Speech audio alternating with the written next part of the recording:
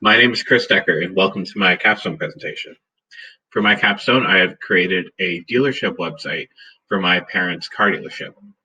The reason that I've created this website is that my parents' current website, um, the management of it is geared more towards technical people. So they've had a lot of issues in managing their business and their inventory through their website. This website was geared towards making a much easier user experience so that they could have more success in managing their business through their website.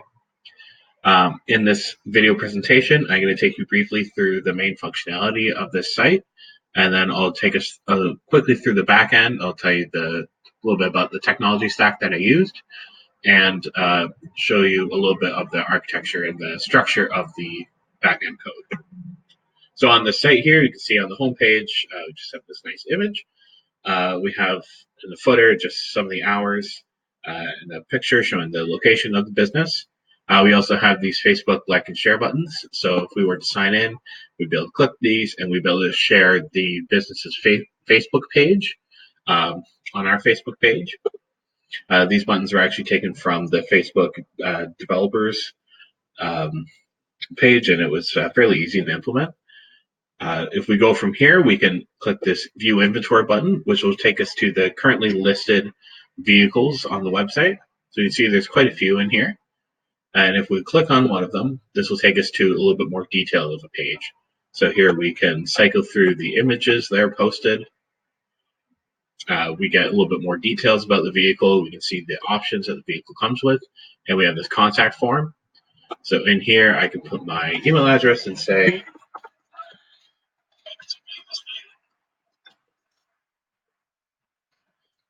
so the point of this form is for the customers to have an area where they can contact the dealership and say that they'd like to request a viewing for a vehicle or request more information about it.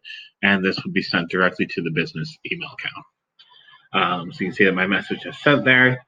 And again, we have those like and share buttons.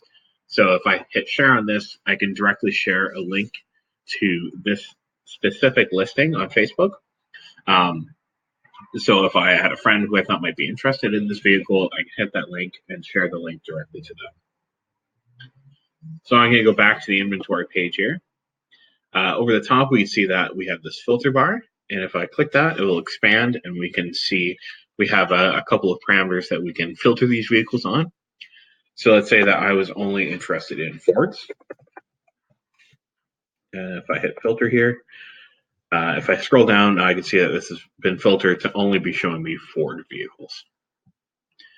So now I'm going to just quickly go through these other pages here. In the services page, it just tells us a little bit about the types of services that the garage part of the business offers.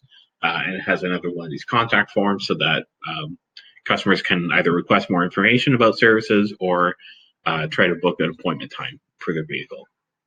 And we have this about page, which just has a little write-up on the history of the business and the history of the family that owns and runs this business. So now I'm going to show us a little bit of the administration side of this web page. So if I log in, I've logged in now as an administrator. So now let's go back to that inventory page, and you can see it looks a little bit different. We've added these edit and delete buttons so we can easily manage our inventory right from this page. We also have this add listing button. So if I click on that, it takes me to this manage listing page where I can actually create new listings.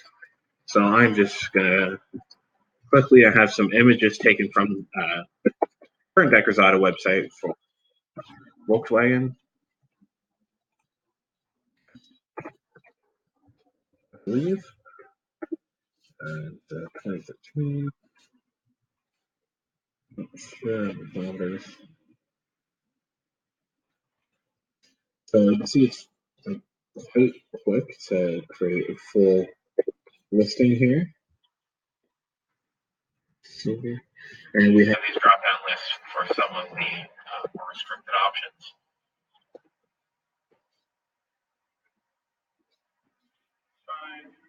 So pretty quickly now we filled in all the details about this listing. Say it's 16.5. So this vehicle is a 2013.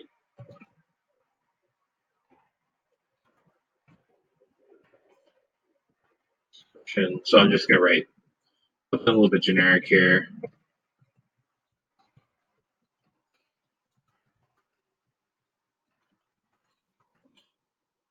And now we have these options. So these options in here are some of the most common options for vehicles. So we can just click these to select them.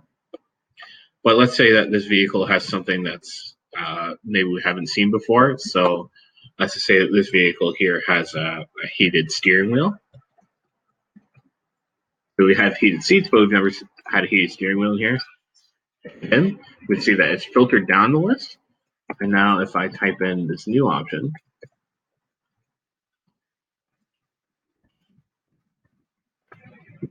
we can see that that has been added in here.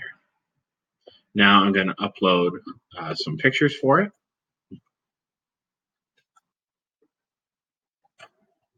Nice picture of me there as well. So now these pictures have been added, and this one is not really the one I want the user to see first, so I'm going to set this as my feature image. So now that will be the thumbnail image on that list page.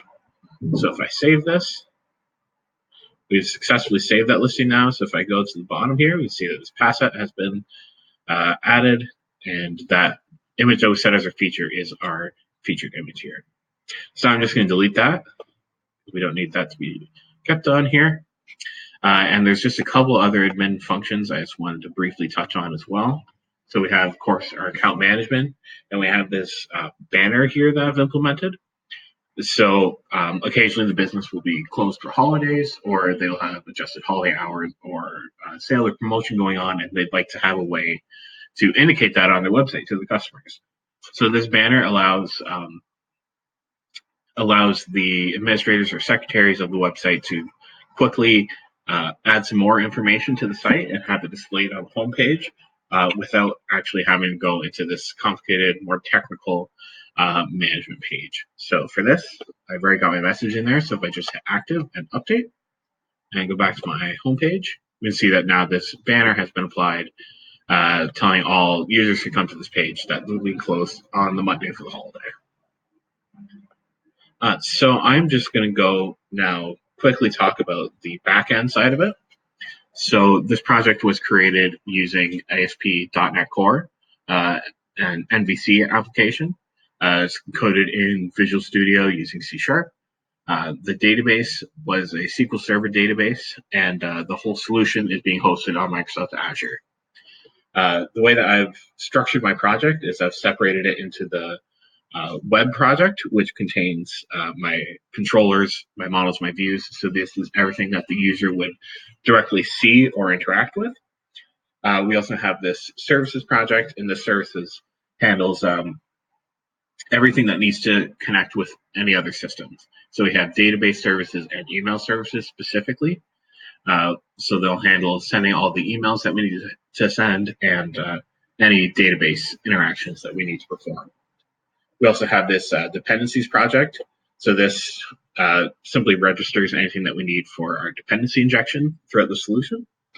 And at the top here, we have our database project. So this holds all the models which represent our database and our database structure.